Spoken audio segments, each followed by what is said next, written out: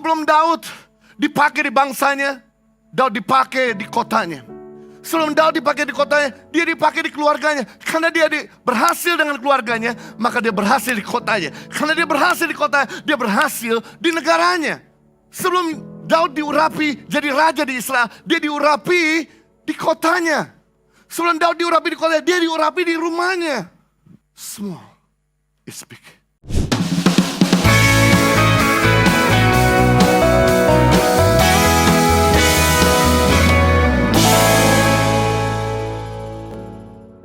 Yang kedua, bagaimana kita mengenapi visi?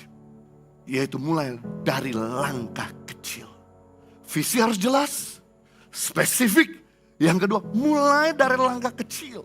Lukas 16 ayat 10, barang siapa setia dalam perkara-perkara kecil, ia setia juga dalam perkara-perkara besar.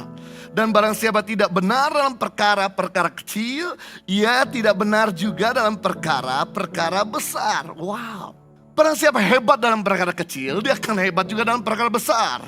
Barang siapa gagal dalam perkara kecil, dia gagal juga dalam perkara besar.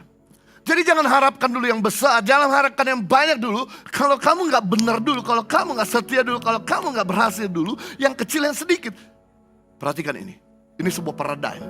Small is big. Kalau kamu setia kepada perkara kecil, akan jadi besar. Segala sesuatu yang besar dimulai dari yang kecil. Segala sesuatu yang banyak dimulai dari yang sedikit. Segala sesuatu yang excellent dimulai dari sederhana. Tapi prinsip melangkah dulu dari yang kecil. Tuhan Yesus aja mengajarkan, dia datang ke dunia guys, bukan langsung jadi dewa. Dia datang ke dunia jadi baby yang tidak berdaya. Natural sekali dia adalah Tuhan jadi baby, ngikuti jangka waktu bertahun demi tahun, kemudian makin besar, jadi balita, kemudian jadi besar, dia jadi remaja, jadi besar, jadi anak muda, kemudian jadi besar. Dan waktu memulai pelayanan pun, dia mulai dari yang sederhana, dibaptis sama orang dulu. Di mana-mana pendeta baptis jemaat, bukan jemaat baptis pendeta. Yesus kan tidak pernah bikin dosa, Yohanes pernah bikin dosa. Tapi dia rendah hati mau dibaptis sama Yohanes. Dan yang menarik, dia memulai pelayanan juga. Dari mana? Dari daerah yang kecil. Di daerah Galilea. Orang-orang sederhana. 3 tahun lamanya. Baru kemudian dia pergi ke Yerusalem. Untuk menggenapi rencana Tuhan, dia mati di atas kayu salib. Nah, saya beritahu, Yesus sebelum melayani di luar, dia melayani dulu keluarganya.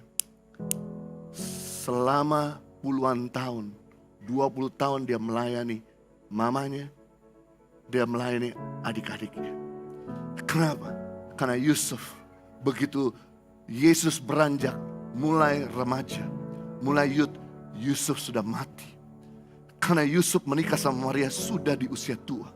Terlihat dari mana? Pada waktu Yesus diundang bersama dengan Maria ke sebuah pesta perkawinan di Kana.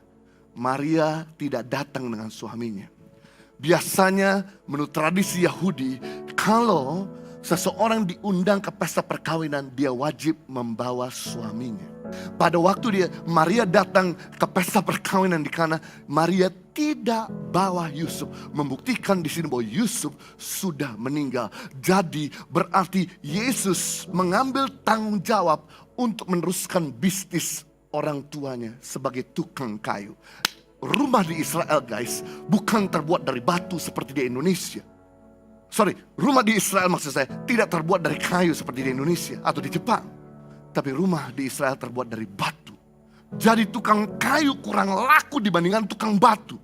Tapi Yesus sabar meneruskan bisnis orang tuanya, melayani dan mengabdi 30 tahun untuk menolong mamanya dan adik-adiknya. Karena dia setia dalam perkara kecil, berhasil dalam keluarga. No wonder Bapa kemudian pakai Yesus untuk berhasil di luar. Sebelum Daud dipakai di bangsanya, Daud dipakai di kotanya. Sebelum Daud dipakai di kotanya, dia dipakai di keluarganya. Karena dia berhasil dengan keluarganya, maka dia berhasil di kotanya. Karena dia berhasil di kotanya, dia berhasil di negaranya. Sebelum Daud diurapi jadi raja di Israel, dia diurapi di kotanya. Sebelum Daud diurapi di kotanya, dia diurapi di rumahnya. Small is big. Ibadah Impact Community Indonesia menjadi 5 sesi. Ibadah jam 8 pagi, jam 10, jam 12 siang, jam 3 sore, dan jam 5 sore. Seluruh ibadah berlangsung on-site di Mall of Indonesia, lantai P3, Kelapa Gading, Jakarta Utara. Bagi jemaat yang ingin mengikuti secara online, ibadah live streaming dapat diikuti pada pukul 10 pagi waktu Indonesia Barat di YouTube Impact Community Indonesia.